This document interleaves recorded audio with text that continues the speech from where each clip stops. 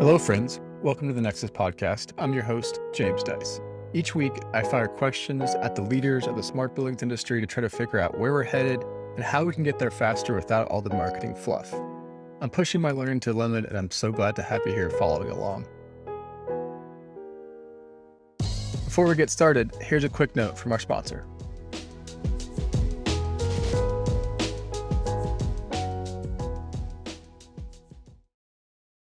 Longtime listeners will remember BrainBox AI from way back on episode 8 of the podcast.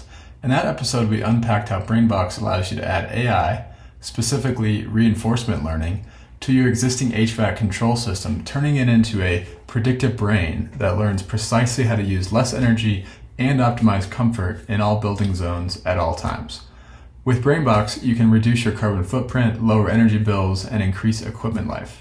Learn more by checking out the Westcliff Shopping Center success story at the link in the show notes. This episode is a conversation with Sara Neff, head of sustainability at Lendlease Americas. Lendlease, as Sara says, has the most aggressive net zero target in the industry, absolute zero by 2040. And she's here to tell us about how she plans to get there, including the role for efficiency, retrofits, procurement, how to solve the split incentive problem, and much, much more.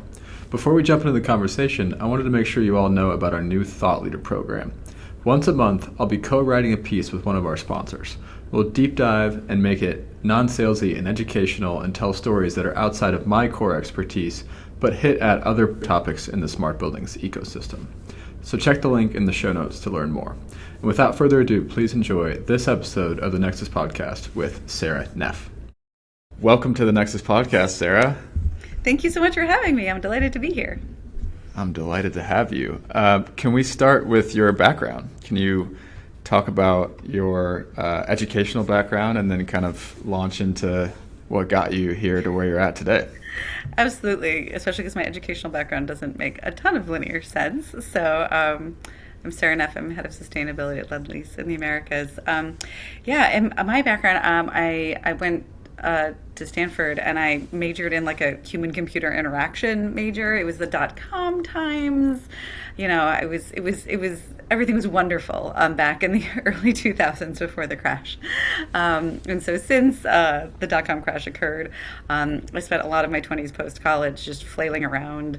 I lived in India for a while, lived in England for a while. I worked at a Shakespeare nonprofit. I spent 3 years working in television and got to the point of how many more shows about white people in New York do I really need to work on before I die? And so that inspired me to go to business school because I thought that the fastest way to save the world would be some sort of combination of financial and environmental interests. So spent a year at Google because the entertainment hours were so bad I would never have been able to get any applications done. And then went to Columbia, which is a really strong social enterprise program in New York, and graduated and sort of fell backwards into real estate. Did not manage to take a single real estate class in business school. I really thought I was going to do renewable energy project finance because that's what most green MBA folks do, you know, getting the big solar and wind arrays financed, and then ended up in real estate, and it's been fantastic. So I spent 11 years creating and growing the sustainability programs at Kilroy Realty, which is a West Coast publicly traded real estate investment trust, office and life science. And then a bit over a year ago, I hopped over to Lendlease, where I run sustainability for our Americas region. Okay, so I want to ask you about India and England real quick. I just got back from London and I had Indian food 3 times, and I'm wondering if you have, what's the best Indian restaurant in England? Hurry Curry in Barons Court was always my favorite down there. Yeah, right. It's fantastic. Adding it to my list. Yeah. I once had Vindaloo from there that was so spicy that my boyfriend and I were just weeping. Like we were just both crying because it was so spicy and it was so delicious. Awesome. We were just both in tears. Okay. Our London-based audience will probably I hope it's still either around, go there or argue with you about their favorite. It's just a little curry shop. I don't even know that my memory is that they don't even have seats. It's just a takeout place. Brilliant. It's delicious. Brilliant. Okay, Lendlease. So you're at Lendlease now. Can you talk about what Lendlease is for people that aren't as familiar? Yeah, absolutely. So, Lendlease in the Americas is 5 business units. So we are traditional investment management and development. Raise a fund with a JV partner, go win a land deal, build that property. That's the development team, and then operate it in the long term under the investment management business unit. So we do that. There's a $1 billion fund with Aware Super, which is an Australian superannuation fund. That's a multifamily fund, and then we have a separate life science fund with Ivanhoe Cambridge, which is a Canadian pension fund. And then we have a pure construction business. So we are $3 billion a year of construction for projects that are in places where we have both construction and development. We are in an integrated model, so our construction team builds those projects, which is really fun. About half of that is multifamily, but they do a lot of healthcare. They did the 9/11 memorial, the remodel of the Statue of Liberty, all that. And then we have a 15 million square foot development with Google in the Bay Area across 4 districts. That's the size of Lower Manhattan. So it's a large partnership where we're owning the master plan. We're building a bunch of residential retail. Google is running other parts of it. So it's a lot of collaboration, coordination. So that's its own separate thing. And then we're also the largest operators of military housing. So we have 40,000 military homes and all of their hotels. And that's across 18 communities, 12 states, 135,000 people, and that's obviously in partnership with the Department of Defense. Mm-hmm. Cool. So I think what we're going to focus on today is your role. Can you talk about a little bit more detail about your role? Absolutely. Happy to. Oh, what I do, my goal, let me start that over. So my role at Lendlease ultimately is to get everything I just described to absolute zero carbon across every scopes 1, 2, and 3 by 2040, which are the most aggressive environmental targets in real estate. We also want to create $250 million of social value by 2025. And we have milestones. We have to get to scope 1 and scope 2 carbon neutral by 2025, and then 100% renewable electricity by 2030. But that's across every business unit. And so basically when I got to Lendlease, it was my job to create the roadmap. Every business unit had to create their roadmap to meeting their goals. And then those had to roll up, get all of the approvals to everybody really getting on board and excited and bought in. And then rolling that up into an Americas roadmap, which ultimately had to get signed off by our whole C-suite. And then now that has oversight by risk management. And so we're really on the hook for meeting all of the interim milestones. And so it's my job ultimately to make sure that we're on the roadmap to carbon neutrality by 2025, and then absolute zero carbon by 2040, which is nuts. So I spent a lot of time with all of our business units. How do we get low carbon concrete? How do we get low carbon steel? How do we cure concrete without the use of fuels? Because a lot of things fall out of the roadmap that are the conclusions from that are pretty crazy. For example, we know we just can't use fuel anymore. The electric grid can get to 100% renewable. The gas infrastructure cannot. And so we just have to fully stop using fuel. And that means all electric new buildings, even in cold climates. It means electrifying all of our construction equipment and all of our military maintenance vehicles. And so just that one piece of it is pretty intense as an example, but also means our tenants have to be on board. So I launched all of our green leasing programs with all of our tenant engagement. So it's a big team and a really fun job. And so I'm implementing sustainability on scopes 1, 2, and 3 embodied carbon and tenant emissions across every business unit, as appropriate, and making sure that we're staying on target.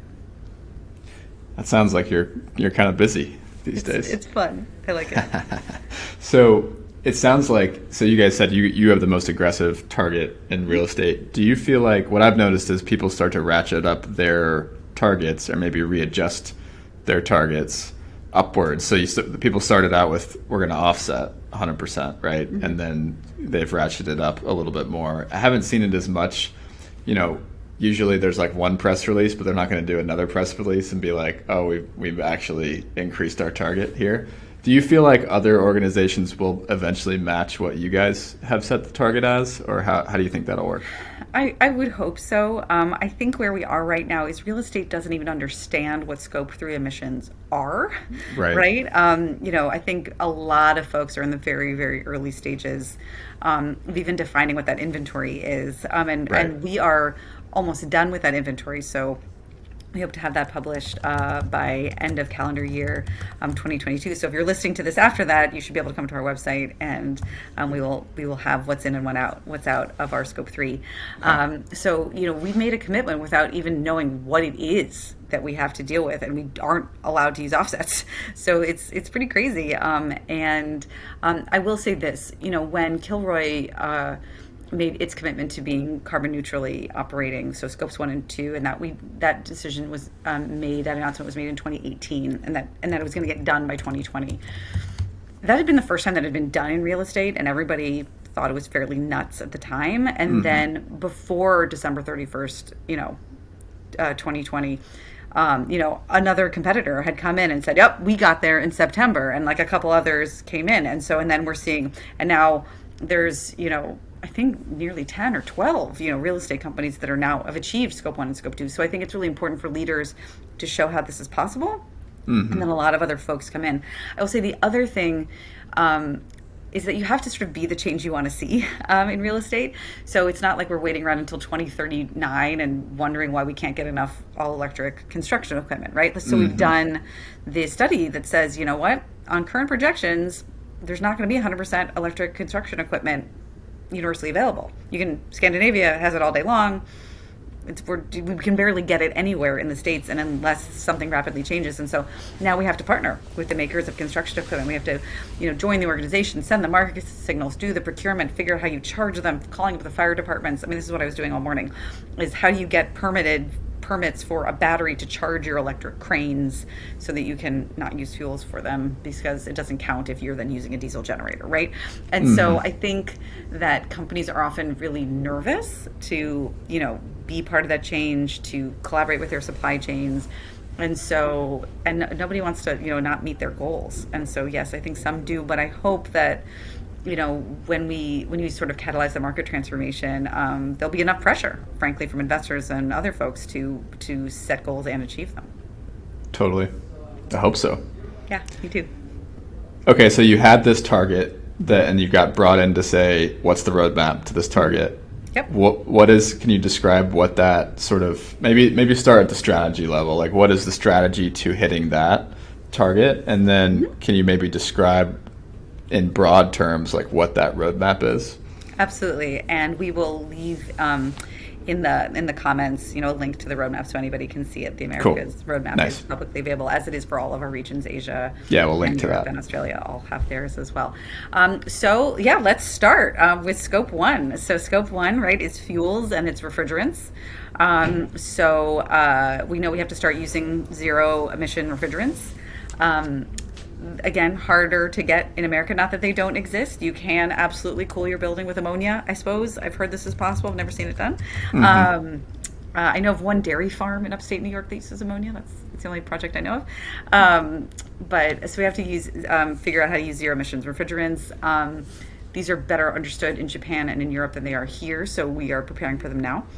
And then we have to never build with a gas line again, anywhere in any climate, and that includes not just heating and cooling, but that includes retail, that includes residential, that includes, so when we're building new very class A condos, those have induction stoves. New military housing, all electric.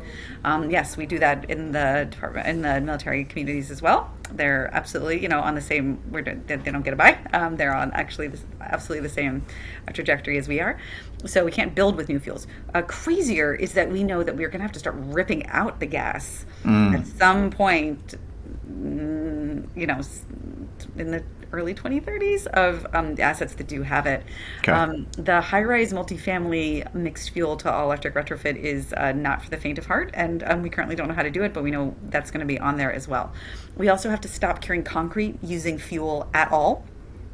Currently, in the middle of a New York winter, Chicago winter, Boston, all these places where we build, we're heating the air up using fuel to high degrees, and that is a lot of Scope 1 emissions. So have to figure out how to do this without fuel. Is it that we somehow do it electrically? Is it that there's a mixture that goes into the concrete that helps it cure without the use of the heat? Like we do in California, right? We don't heat the air. Like I live in LA. Like I just watched this pour concrete last week. Like there's no heating, like is there a way to get all concrete to be like that, no matter what the temperature is. And then all electric construction equipment. So we can't have, our backhoe loaders and our cranes and our excavators and whatever use fuel. So those also all have to be all electric, as do all of our maintenance vehicles. So scope 1 is not is not easy, but it is something that is I'm seeing so much progress so quickly, especially in terms of cold climate all electric buildings. Especially in terms of all electric cold climate buildings. For example, we have our first geothermal building. That's our One Java project in Brooklyn. All electric. It's cold there. It's still all electric. The geothermal takes care of about 50% of that building's energy consumption. And that's the kind of thing we're going to have to start commissioning our envelopes, all that really fun nerd stuff. So that's scope 1. Scope 2 is all things electricity that we control, right? So that's a lot of pushing on energy efficiency in every asset, military, and everything in investment management, whatever that ends up being, and also construction. How are we efficient there? Do we have occupancy sensors on temporary lighting? Do we have the minimum amount of lighting required by code at night? Are we wasting? It also means we need a lot more renewables, both on-site and off-site, right? So we have 40 installed megawatts of solar in our military portfolio. We need a lot more. 40 megawatts is fantastic, but we're going to need more than that. I'm also working on off-site renewables, so we're working on an off-site power purchase agreement. Current energy markets are not making that easy, although the Inflation Reduction Act is helping. And then obviously we want more on-site renewables, not just geothermal, but on-site solar, which we do have in several projects. We're looking at other things like solar thermal and whatnot. So we have to be really efficient. We have to set energy intensity targets and meet them. We have to maximize our use of renewables. We also need batteries, right? So the sun is wonderful, but it has this terrible habit of going down at night. And so how do we store the renewable power that we're making so that we can use it, when the grid isn't able to provide 100% renewable energy? And then it's also getting those procurement contracts, which we have currently in all of our stabilized assets for 100% renewable energy from the utility. How do we get more of that? So that is sort of everything within scope 2.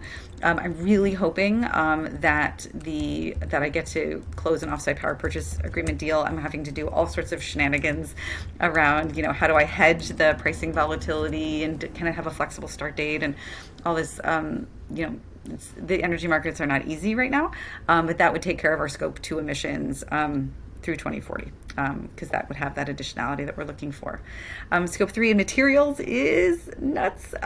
So we need zero carbon concrete, ultimately, at the end of the day. And zero carbon steel is available, at least net zero carbon steel is available on the market now. It's in fully electrified arc furnaces, and then a renewable energy contract to cover that, and then 100% recycled scrap. That's wonderful. We need a lot more of it, and we need to be cost competitive. And so we are proactively working with our procurement teams to get more of all of that low carbon stuff. Low carbon concrete, we're seeing a lot. I don't see zero carbon concrete available on the market yet, but we are seeing a lot of, not a lot, but increasing amounts of zero carbon Portland cement replacement, which is really, really exciting, since that's the largest source of emissions within concrete. We're trying to do procurement deals. So right now we have like a non-binding letter of interest for a zero carbon Portland cement replacement company to help them get the financing to scale up. And this is what I really hope more folks in real estate are willing to do, is really partner with your supply chain. Say, if you build it, we will come. Please go take on a bunch of debt so you can build your factory and scale up and create the market transformation. I don't need the amount of Portland cement that I can fit in here, right? I need enough to build districts, neighborhoods. That is the kind of thing that moves the needle. So I'm seeing a lot of progress on that. That same project in Brooklyn was able to replace 40% of its cement for no money. It was fantastic. The stuff sort of reduces permeability, and it was for a foundation. In other ways, we're going to need silica fume, which is really expensive. We were able to delete that. So I'm seeing a lot of progress, but we need a lot more of it and at scale. And then all the rest of the materials as well. Aluminum, all the facade stuff. It's not easy. We know most of the emissions are in the concrete and steel, so that's what we're focusing on. But aluminum is going to be important, and others as well. And then it's about tenants. So we have to, all of our tenants need to be, on 100% renewable power, not using gas, all on board with all of it, ideally driving all electric cars. And so we just support that infrastructure. And then corporate emissions, how do we have we're a big global company. We fly around a lot. How do we get to a zero carbon flight? How do we work with our airline partners to make more of that available? So those are the major things on the roadmap. Green leasing supports a lot of the tenant work to really align tenant landlord interests on energy, both with when we're the tenant, because we have, obviously we have offices, and then for our own tenants who live in our buildings. So yeah, there's sort of a lot of places on the roadmaps, and different business units are starting at different times, right? So, the Google folks, bless them, are so forward thinking, and they're already kind of figuring out how to pilot low carbon refrigerants. It's something that's much harder, in development where we, in other development projects where we don't have that in those markets. Electric construction equipment easier to get in Los Angeles than it is in the middle of Kentucky, where we have Fort Campbell, for example. Mm-hmm. So yeah, different start times on different roadmaps, but ultimately we're all going to the same goal. And hopefully, the market transformation from one roadmap, in one business unit helps another one, get going. Totally.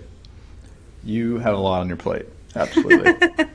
So I'm lucky. I have a big team, so it's not just me. Yeah. So I one of the things I want to say about Lendlease that I love is, we are we're a team of 14, and so every business unit has folks, and then I also want to say that we also have to create all that social value, and that's its own roadmap and its own thing.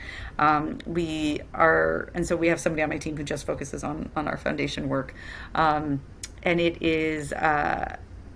And that itself is a whole lot of measurement.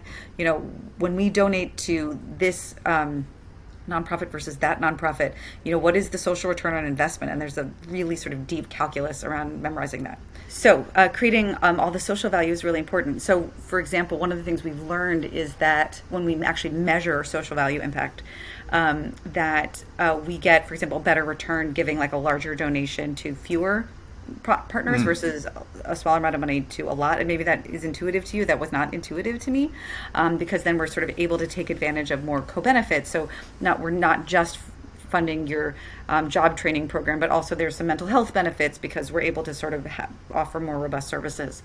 And so, we have a dedicated team that does that as well. So it's a lot of work. It's really fun, and I'm really grateful that I have, I think, the right number of people to really be making meaningful progress on all the things we want to do.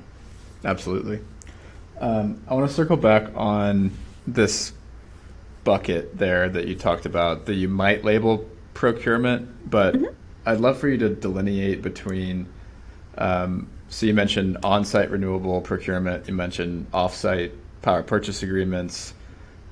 How are those similar or different or inclusive of renewable energy credits and offsets? And can you just talk about where each of those kind of fits? And it's okay if you repeat yourself from what you said earlier. I just want to delineate between those four sort of buckets. Absolutely. So we're talking about energy procurement.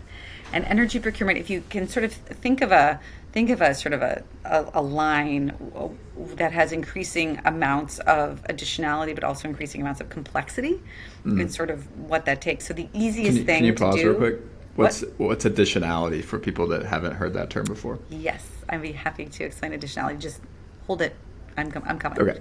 All right. So over here, the easiest thing is to just buy renewable energy certificates, right? So you can just buy them for any broker on the market. They are increasing in price, but they're not hard to buy. People have been doing it for green building certifications for a long time. Okay. So that's great. Their ease of transaction is wonderful. The issue is that they don't have what we call additionality, which is nothing was changed about the world. Yeah. In order it was to an existing get that. Those solar are existing, panel correct, somewhere. Renewables facilities. I think they are still important because they create a price on carbon, right? And so that market is something that we need, right, in order to be able to put a value on all of this. And so I think there's always going to be a place for that. And also they make renewables deals pencil because you can sell them, and that's important. So I don't want to give the impression that I am anti the renewable energy certificate. A lot of the energy work that I'm going to rely on really needs them to exist, but they have not changed the world.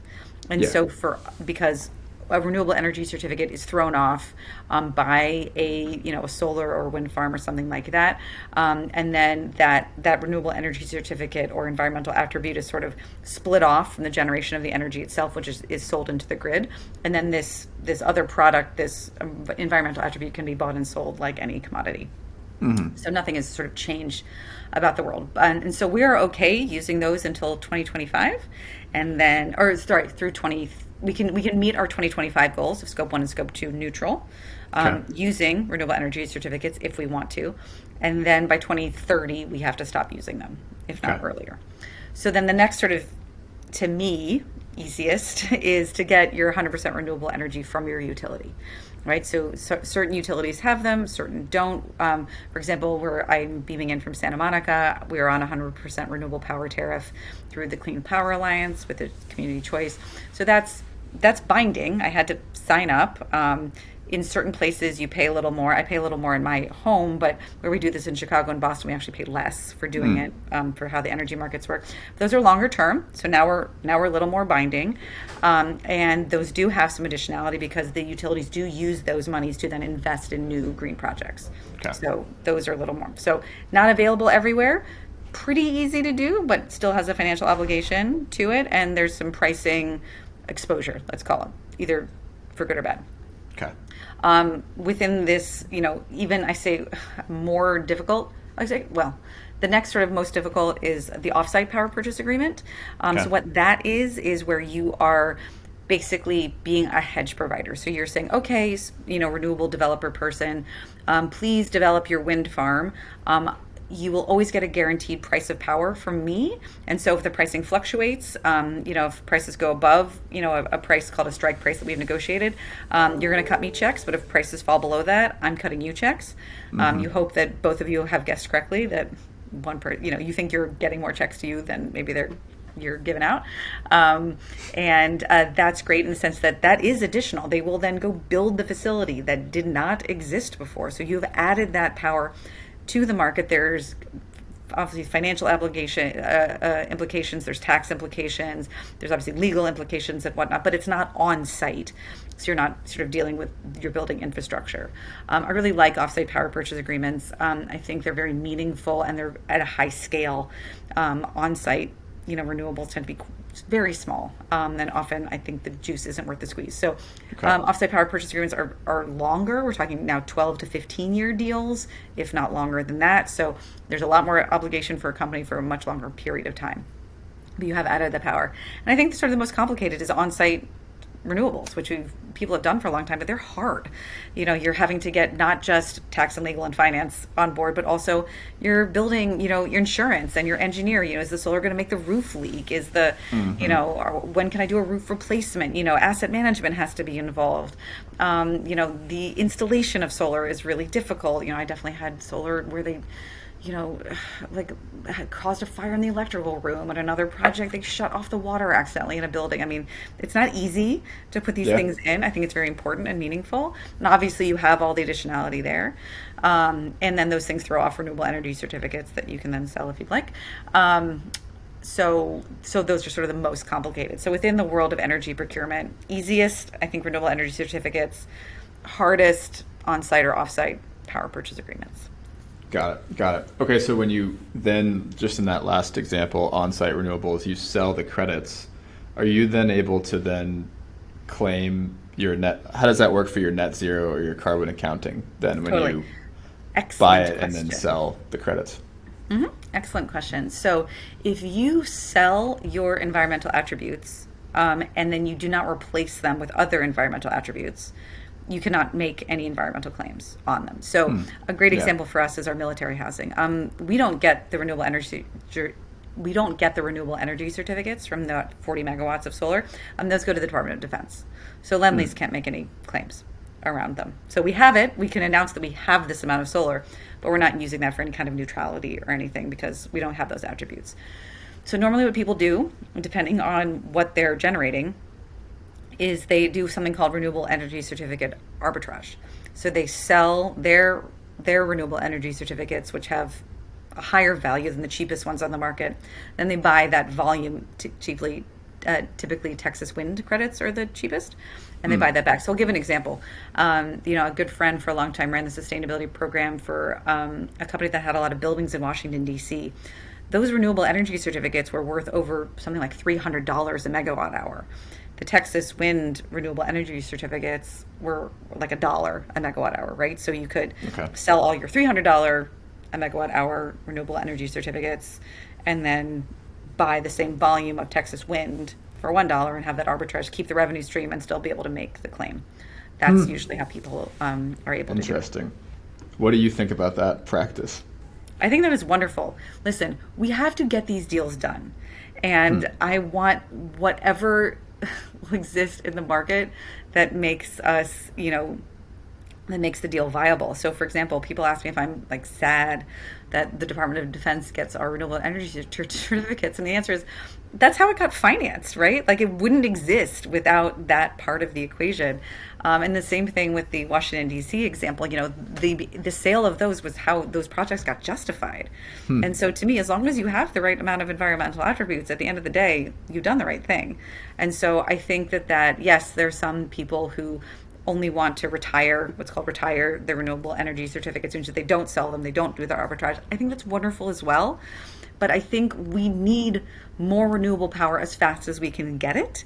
And whatever makes those deals pencil is what we should be doing. So I think getting in the way of more solar being created is not a good thing. Totally. Okay.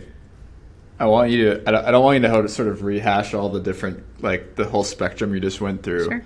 But when you think about each of those options, and again, these questions are just me learning on my learning path, trying to understand this. Where does location and then time of day come into play? In terms of if you buy Texas wind, for example, but your building's in Seattle, and the wind's blowing at night and you're using power during the day, for example, how does that, in terms of your carbon accounting for Lendlease, how does that work? Yeah, and it's really, I love that you mentioned my carbon accounting, right? Because companies have different goals. And so we have so for example, our fund with Aware Super, all of those buildings have to be net neutrally operating from day one, from the day that they stabilize, including the emissions associated with construction operations and tenant emissions, right? And so we have to go through a third-party process for that. But other companies have different ways of defining success.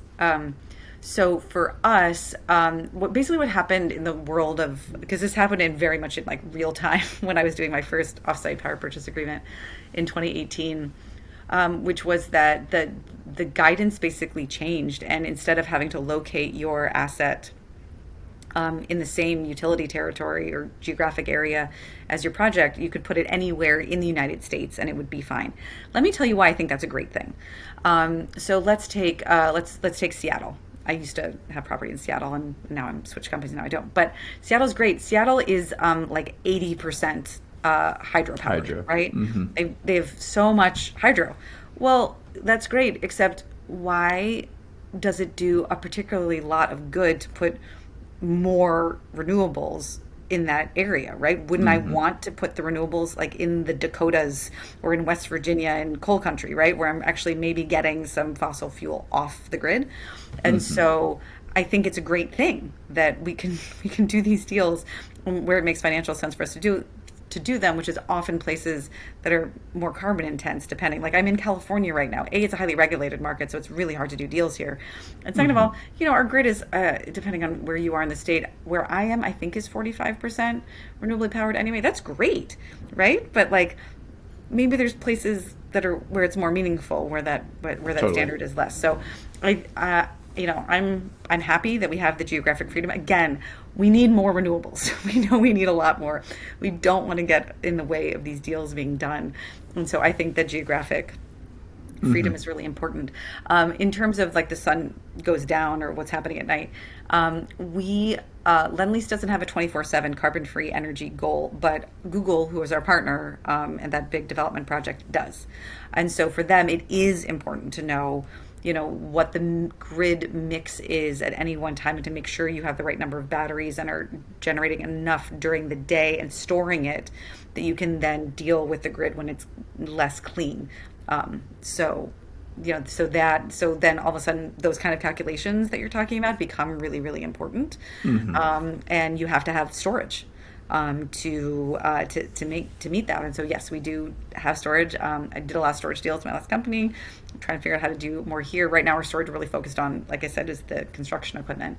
But we want to figure out more stationary storage as well. So it really depends on if you have a 24/7 carbon-free energy goal, which would then very much make you worry about grid mix when you are in the day or night, as opposed to a net goal, where as long as you're generating the right amount of power, you're not going to sort of worry about what's happening with the cleanliness or not cleanliness of the grid at any one time.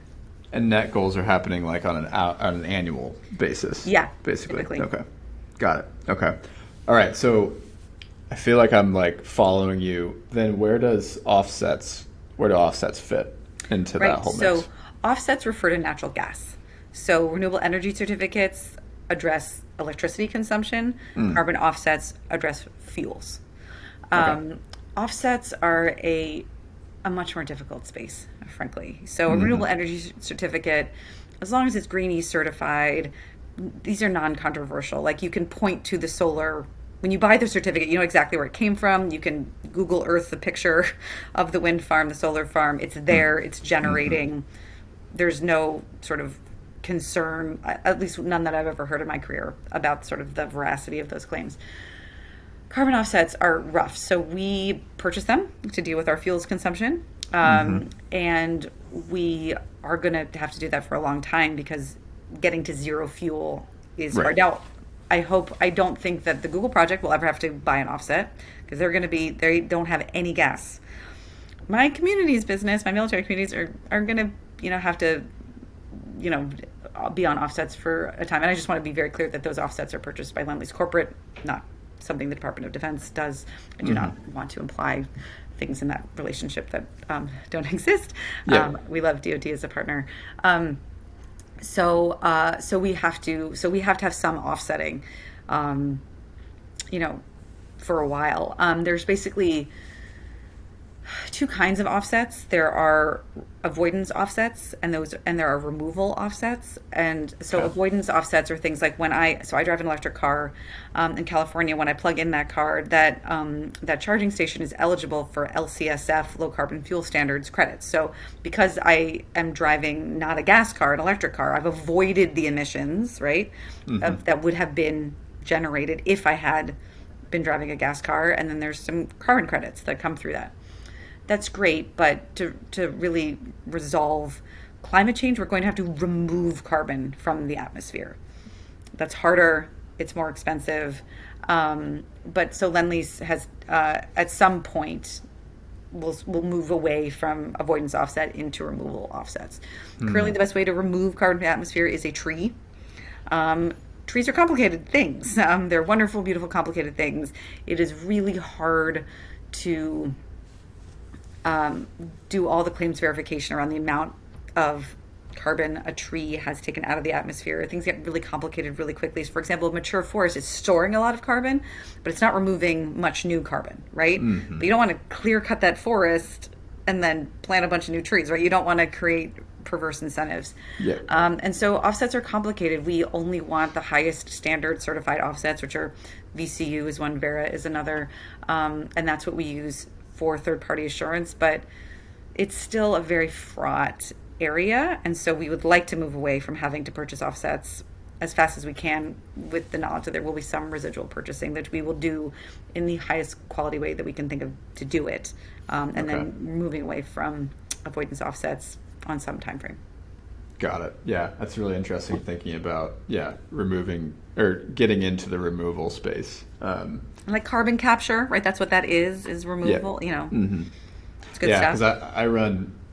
We run our business on Stripe, and Stripe has the Stripe, I forget what it's called, program where we can basically automatically, take a percentage of our revenue and they fund removal projects. And man, are they expensive right now. So we could use some funds in that department. Yeah, and I would love to get a renewable natural gas like power purchase agreement, but that's sort of part of the issue, right? Is that we can't get enough renewable natural gas to get 100% renewable gas infrastructure.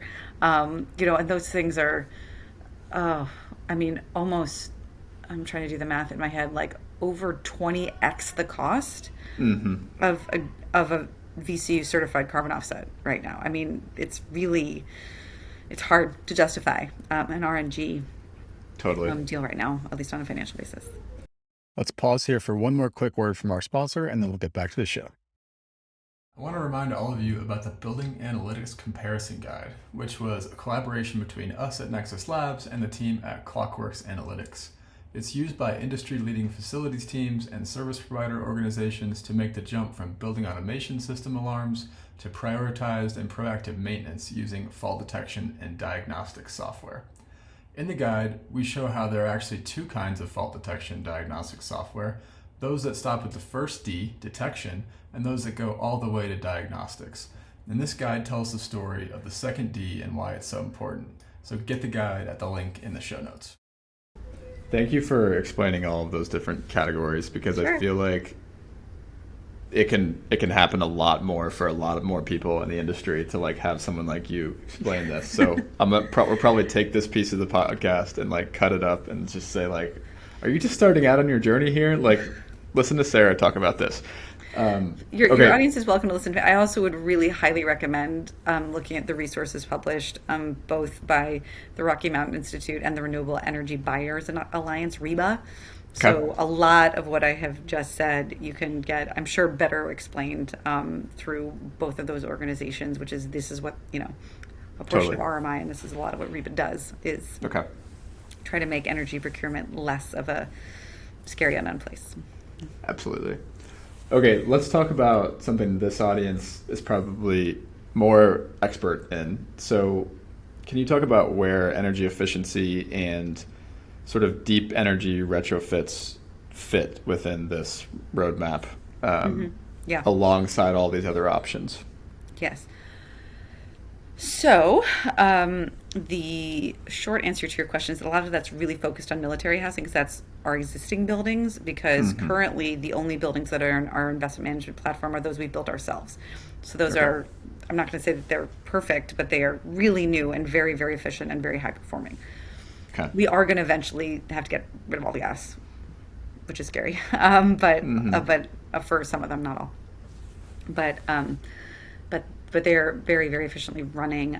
For our military housing, we have opportunities for energy efficiency, and I love partnering with DoD on those opportunities, because Department of Defense very much wants to reduce taxpayer burden on energy spend and lower utility bills, energy resilience. They're great.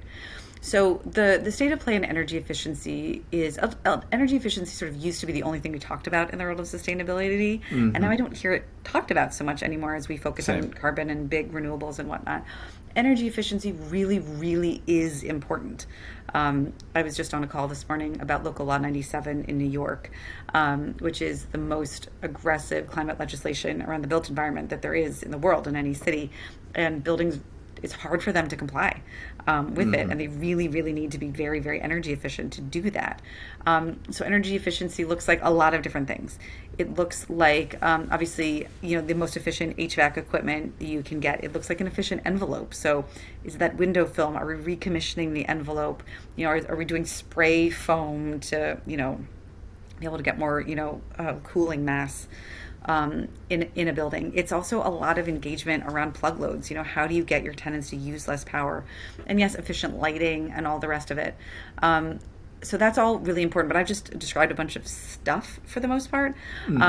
And I cannot overemphasize, if people take nothing away from this, which is a building can only run as efficiently as its engineer knows how to run the building. I adore building engineers. They are an incredibly hardworking group of people. They work a lot of really long hours. They've had a major squeeze in the amount of personnel that they can have. As property managers have been trying to cut costs. They're being asked to cover a lot more square footage with the same amount of time. But they control so much of a building's energy consumption. And I spent a lot of time, as I know you do, going to conferences, and you look at all this fantastic software, and the answer is it will not work at all without an engaged building engineer. Totally. And there's precious little software out there that's really focused, that is really engineer first.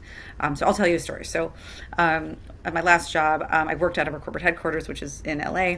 And when I was the first one to benchmark these buildings in Energy Star, those particular ones, we had some others in Long Beach. I cannot take the credit. We're already benchmarked. And the building was performing something, I want to say it had an Energy Star score of like 65-ish. Okay. Like solidly nowhere near the 75 threshold you need for Energy Star certification.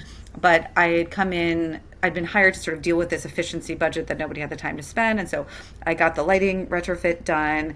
I got the, this little upgrade here, this utility program there. And within, I think, 2 years, the building had finally eked up to a 76, got it certified. And I was like, well, my work here is done. Look at all this good that I've done. I've made the building run more efficiently. This is as good as it could possibly get. And then that building engineer retired, and the new one came in and dropped energy use another 30% in the first 2 months he was there. And I really liked, I like both of them, but the new engineer, he was like, well, Sarah, didn't you notice that in the middle of Los Angeles, this thing had a gas bill like in the summer? Like, didn't that occur to you that maybe there was something wrong? And I was like, nope, thought it was for the towels in the gym. Like they run laundry. Like I thought we provide hot showers for the people who are working out. He's like, yeah, no. Yes, we have that, but it should have been 10% of what it was. The previous engineer was doing a lot of simultaneous heating and cooling of the building. And basically he, got rid of all of that, took away some tenant control of some of their spaces so they couldn't be heating when the building didn't need it. And that was a very humbling experience where I was like, you know what? That's what a great building engineer does, right? Can see how, but they have to want to, and they have to be empowered to, and they have to be given the decision-making ability to do that. That's an annoying answer because people just want to buy a solution, Totally. And for the most part, unless it's a lighting retrofit, like you can't, I don't care how good you are as a building engineer, like lights are lights, right? I mean, you can ask for better lights, but a lot of the tools out there are visualization tools to get an engineer to change behavior.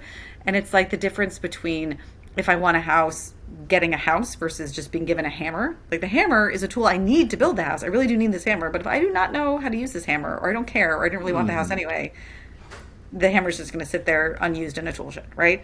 So getting that engagement is really, really hard, especially under the constraints that we put our building engineers in. So, love building engineers. Nobody gets into building engineering for the glory, right? Like these are good people who want to do their jobs really well. But unless you have an engineer first mindset, all of your energy efficiency stuff is never really going to reap the rewards. I mean, the best year I ever had in terms of reducing energy consumption in existing buildings was the year I just did an engineer appreciation campaign for free, where I made a baseball card for all of our building engineers that had their picture on it and like all their building certifications and like what years and like their best projects.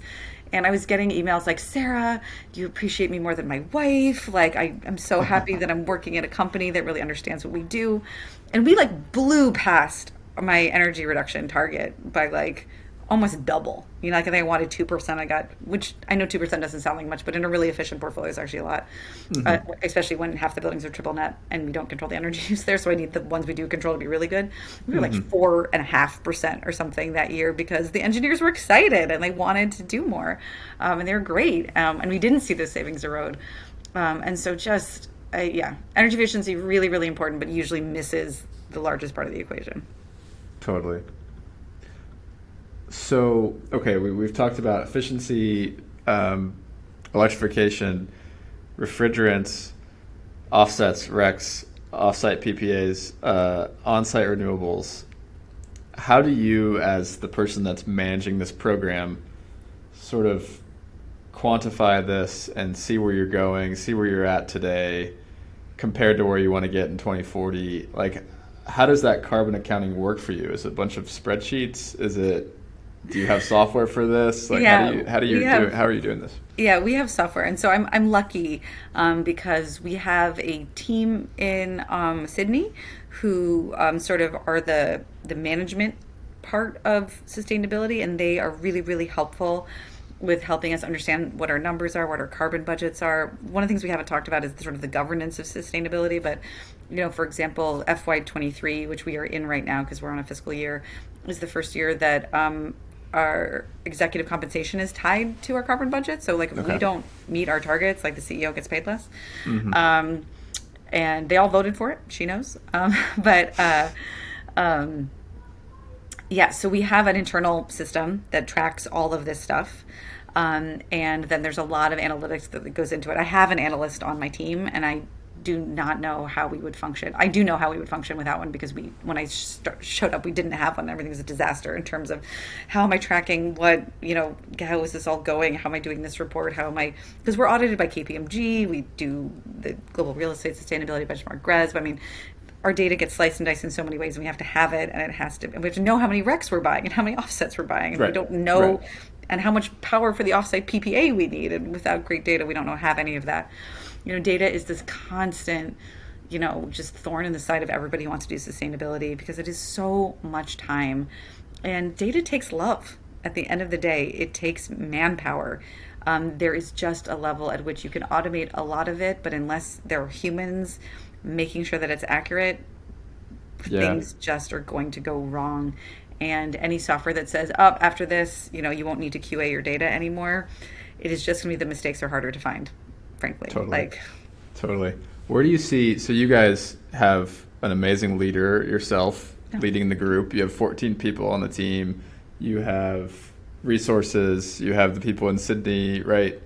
Where do you see, for all the organizations, because we got to decarbonize all the buildings, not just your buildings, right? Where do you see that piece going? Do we need startups to innovate in that space, or where do you see the technology helping us where we don't have the manpower? I would say that where I am excited is I think the technology is scaling. So startups are great and they're solving problems that we are currently having, but we have so many solutions out there that just need to scale. And that is really, getting those things to scale is really what's going to move the needle. So we need to move past the stage of this one pilot to let's do it everywhere kind of thing. And that's really, I think, what people are excited. What I'm excited about is how do we get, and I'm seeing that, for example, I think data benchmarking software has scaled, right? So it feels like everybody who wants to play in this space has a solution. If they want to just use Energy Star Portfolio Manager, which is free for anybody, that's great, awesome. If they need anything more than that, so I'm an international company, so obviously it's not going to work for us because it doesn't work if you have buildings in Italy. There are solutions, and those are scaled. How do we get more of that? How do we get more energy efficiency software scaled that's very engineer friendly? How do we get more software that doesn't, that maybe doesn't need an engineer because it's, modulating, building a function sort of more automatically, then you can manually intervene if you need to. So those are kind of where I'm seeing is it's not the pilot, it's the scale. It's the startup that's ready to maybe get its 10 million plus round of funding. And that's really hard because in clean tech, and there are a lot of folks working on this, but unlike regular, prop tech or just tech in general, there's this weird valley of death where there's not really late stage VC to early PE funding. So it's not so hard to raise your angel round to be the tinkering in your garage, even raising up to your first million, your sort of Series A and whatnot. But then after that, the growth capital that is needed, there's just there's something missing. And there are people playing this space. Fifth Wall is in there, before she went back into public service. Christine Harada at IX Investments was working on exactly this because we need the scale. And one of the reasons we haven't seen the scale is because there's sort of a suffocation of capital where companies don't have enough to really get large. And that's, I think, one of the major problems that has to get solved. And I do see more folks hiring internal teams, right? So basically every company that didn't have at least one sustainability person, especially if you're publicly traded, now has that person. And a lot of the private ones do too. There is enough pressure from your external funding partners, even if you don't have stockholders that care. And so, for example, I feel like all of private equity showed up last year and just started hiring everybody. And, it's the job market is crazy for people who do what I do.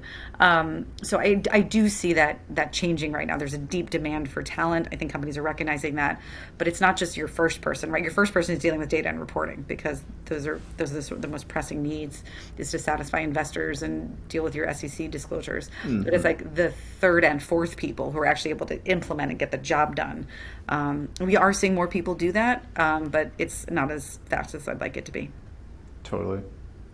Yeah, that's one of the things that I'm thinking about more and more, is how do we make, decarbonized buildings that are 20,000 square feet in Toledo, right? Like, that's a totally different answer.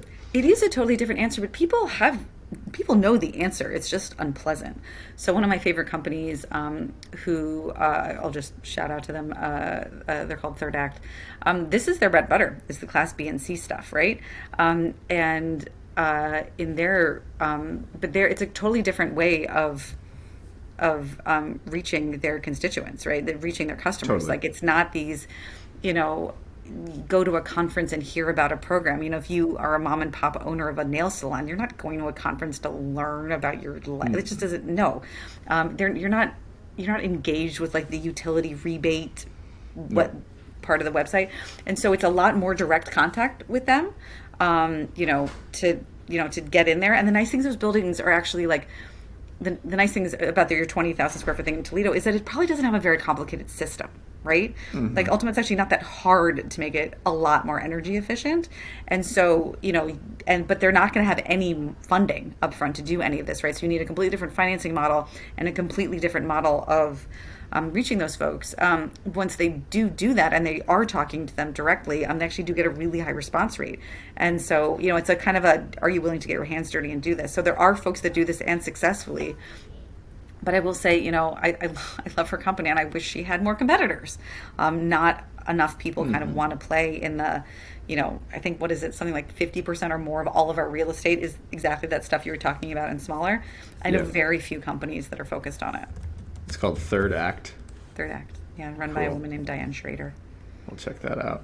Yeah. Okay, I want to get to, before we close off, I want to get to tenant-landlord interactions around this. So maybe first, if you could just start by explaining what the split incentive is, and then we can kind of jump off from there. Absolutely. So the classic split incentive is what I have in my military. So let's take our military homes as a classic example. If you are a military family, you do not pay your own energy bill. Okay. That's not paid for by you. That's paid for by the project, which is it's sort of actually complicated. The split works. The point is you're not paying it. So So if you, if one of your lights goes out, and that's a bad example, but if you have the opportunity to, invest in or behave in a way that makes the house more energy efficient, you don't get any of that incentive, right? Yeah. None. So why would you all be motivated to care? So this is the thing, like, the tenant controls a lot of the energy use, but it's the landlord paying the energy bill, or the tenant is paying the bill. And so the idea is the person who controls, so it depends on how the lease works, but the person controlling the energy spend isn't the person who actually controls the building. So that creates the split incentive. When I had a lot of triple net life science buildings, they're paying their energy bills. So if I invest in a lighting upgrade, they get the benefit of the lighting upgrade and nothing happens to me, right? So that is the split incentive. And it's solved through green leasing. Right, so my leases now at Lendlease and my leases before at Kilroy were written such that I, the landlord, can make an investment in your property. I don't have to actually ask you about it in advance, and it can be recovered over the lifetime of the equipment or the payback period, or 7 years, whatever is short. Okay. So the problem is an LED is going to last for 20 years. You're never going to get made whole if you're recovering it over a payback period. But if you can over the lifetime of the equipment, but if you can recover it over the payback period, you'll get your money back in 3 years. And then the landlords are motivated because they want to show that their building has lower operating expenses because that's more attractive to tenants. So green leases are how you solve that split incentive issue. Cool. And what is the status? Because people may have heard of green leases, but I don't think a lot of people have a grasp for how standard is that today in your big cities. Absolutely. So look no further than the Institute for Market Transformation, which is a fantastic nonprofit based in Washington, D.C. They created green lease leaders. So just Google green lease leaders and it'll come right up. And they basically created the standard for what green leasing is. You can download for free all of the reference materials. You can see what goes in there. And it's an approachable program. It wasn't designed to be punitive. And it really catalyzed the market. I mean, my gosh, we were part of the inaugural class of Green Lease Leaders back in 2014. And it was like, I mean, the Motley Fool covered it. Like it was crazy. People just thought this could not possibly be done. And then within a couple of years, it was just standard practice, basically, to solve the split incentive, to say that tenants had to give you their data, right? So that's the other reason you need a green lease, is because we have all these disclosure requirements. And if you're a triple net building, the tenants can be like, no, I don't have to give you the data. Well, then you're really messed up as a landlord trying to, satisfy a JV partner or whatever, or this, that, and the other. So solving that is really important. So they have defined what it is. The program has evolved somewhat in the sense that they have different levels of recognition, and they've added a social component. But there's things like, are you willing to disclose whole building energy use, whole building water use? Are you getting the utility data? Have you solved the split incentive? Is there contact information? So if a tenant cares about sustainability, do they know even who to talk to? Are there best practices on energy efficiency of the building? And multifamily, when the units turn, is energy efficiency looked at? Are you inspecting to make sure that there's not air leaks and mold over here and whatnot? Are you just slapping on a coat of paint and hoping everything's fine? So those are the kind of things that we're looking at for a lease that would make that a green lease and solve a lot of that tenant issue that we're talking about. We also just want to make it easy for tenants to do the right thing. So for example, I'm exploring how to help my tenants know that they have the possibility of switching to 100% renewable energy. For example, it's one of those things where it's like a slightly, it's not even that hard of a form to navigate, but you do have to click a few things and actually have your bill in front of you so you know what your account number is. I mean, like these life hassles that we have all the time. I'm trying to figure out how to streamline that and make it easy and have our leasing managers sort of train our tenants to do it. Maybe we could have a big workshop on Earth Day or something to help them. Totally. So one of the things that strikes me about this is, number one, you're on both sides. Lendlease is on both sides of this, tenant-landlord chasm, essentially. And one of the other things that strikes me about this is when both sides are on board, this seems like a pretty straightforward thing. You just adopt best practices that others have done, essentially, like you're saying with IMT. What advice do you give when you're on one side, say you're the tenant, and you're trying to engage the landlord and try to get them on board? Or you could be the landlord and your tenant isn't engaged. So how do you bridge that gap when you're on either side? Yeah, it is really hard if one side isn't responsive. So my major advice is have a lease template so that the language that you need in there is there every time and you're not trying to reinvent the wheel every time you're doing this, because that is a recipe for the things that you need not ending up in the final lease. I would also highly recommend getting your brokers trained, because brokers they have to get their deals closed. You don't want to cause deal friction, and so unless they really understand, it took me years to try to get all of our brokers on board with do not cut out the utility disclosure language. It would always come back to struck. And I was like, nope. You put that right back in. And I'm willing to take it in different forms. If 10 days is too short, you can have 2 weeks. You can have 30 days if you really need to, if I just need to know who that is. So trained brokers is really, really important. But get it into your lease templates and have the people actually in the room know what's happening, I think is really, really important. But asking the question is really key, because, the first thing most landlords say when they don't care about sustainability is, well, the tenants never ask for it. And the tenants say, well, the landlord never mentions it, so I guess they don't know what they're doing, right? So asking the question, maybe you're going to get a blank stare, but you'd be surprised how, much changes internally, especially, honestly, if you're an office tenant in this environment where is it work from home? Are we about to have a recession or whatnot? Office landlords really need to hold on to their tenants. They want to make you happy. You can start asking for this stuff and you will be listened to, or at least we can start the conversation, and maybe there's a shared cost or maybe something else. But ultimately, if I'm a tenant, especially an office tenant, why am I letting the landlord waste my money, right? Tenants ultimately always pay their energy bill. They either pay it up front to the utility or they're paying for it in the common area maintenance charge, the CAM charge. Yeah. So if my landlord isn't caring about sustainability, I'm just being overcharged on my utilities, which should be unacceptable to anybody, especially when we're about to go into recession, right? So, Absolutely. asking these questions and advocating and saying this is important to me, is what needs to happen. Now, I will say, I had the deeply pleasurable experience of one of my best friends in sustainability is the sustainability person for our landlord in Chicago and New York. And so when I came in and I said, goodness, we don't seem to have a green leasing program. These were sort of older leases and whatnot. And I called him up and I said, can we have these lease amendments? And he said, well, this sounds great. And now I can show my people that there's a tenant that cares about sustainability. And we, very quickly got all the language that we needed in there and got recognition. That was great. And it was a huge win. And now we're starting an air quality program because now everybody knows each other. And it's been wonderful because really the conversations do continue.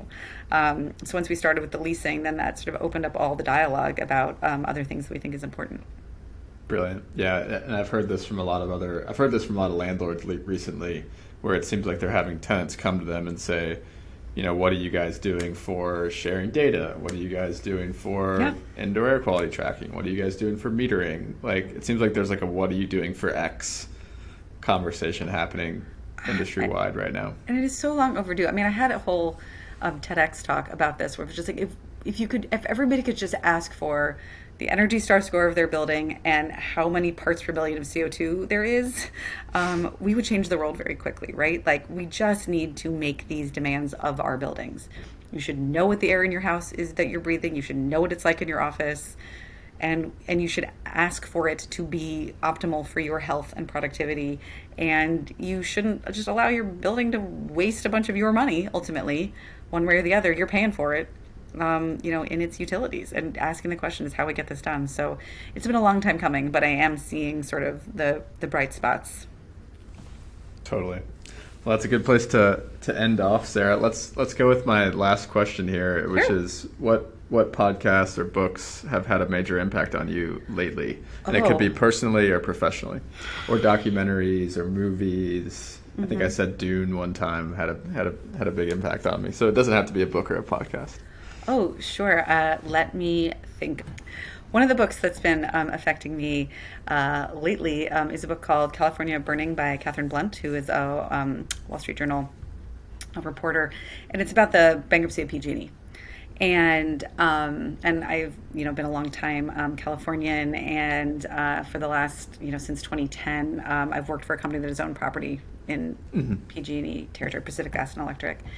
And because PG&E was the largest bankruptcy as a result of climate change that we've had so far, and the issue was fires caused by maintenance. And the reason that book had a lot of effect on me is because I think it's really, really important to understand the motivations and processes that cause businesses to make decisions. So PG&E was trying to demonstrate profitability; it had to, and as a result, investing in maintenance, wasn't going to drive that result, and so lines weren't inspected like they could have been, and then that's what happened, where there was a cable that fell off a hook that was over 100 years old that PG&E didn't even build. It hadn't been infected and then inspected, broke, and then caused fires that obviously horrible loss of life and property, and ultimately bankrupted the company. And so I think the reason that is important is because I think it's critical that people understand the motivations behind why a company might or might not care about sustainability. It's why I got a business degree, and the best thing I learned in business school is accounting, which is odd. I wouldn't have even voluntarily taken accounting. It was a required class, and actually it's fascinating because you actually learn, here is how a company,